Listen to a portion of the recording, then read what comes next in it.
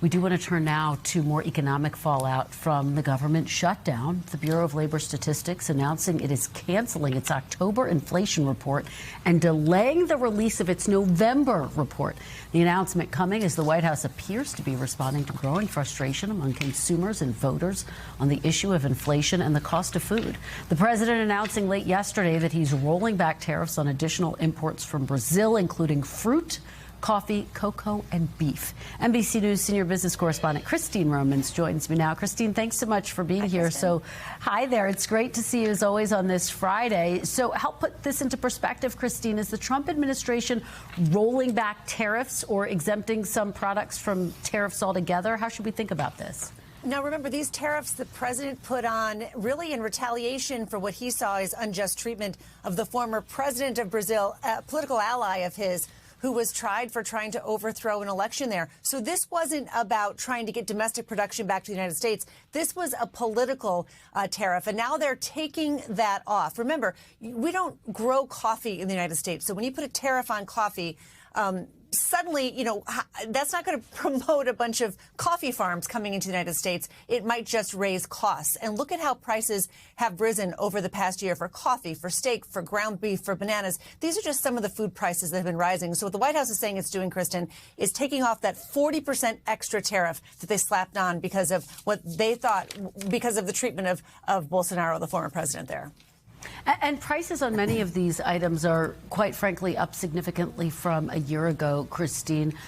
When can people expect to see the prices either level off or start to come down? Yeah, and it might just be that this helps them level off, or maybe it helps them come down. We just don't know really for sure. I think the first place you might see this is coffee. Agriculture economists tell me that coffee has been sitting in what they're called bonded warehouses, ready to go, right? But they didn't quite get to the step where the tariff had to be paid because they thought eventually these tariffs were going to have to be rolled back. The president would have to back off these very steep tariffs exactly for these reasons, that it's a trouble for consumers at a time when prices are already rising. Well, let me ask you, because the Bureau of Labor Statistics, as I was just saying, announced today it's canceling its October inflation report because of the shutdown. The November inflation report will be delayed about a week, won't be released until December 18th. BLS has already canceled the October jobs report and delayed the release of the November jobs report.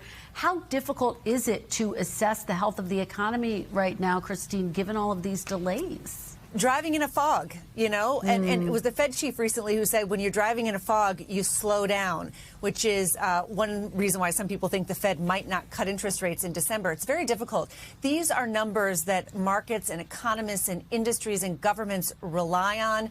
That reliability and predictability of, you know, the American sort of workforce, the American backbone of the government worker. Well, we sent those people home, you know, because Congress couldn't get its act together. So that means we are kind of flying blind here, and every bit of data will be that much more scrutinized.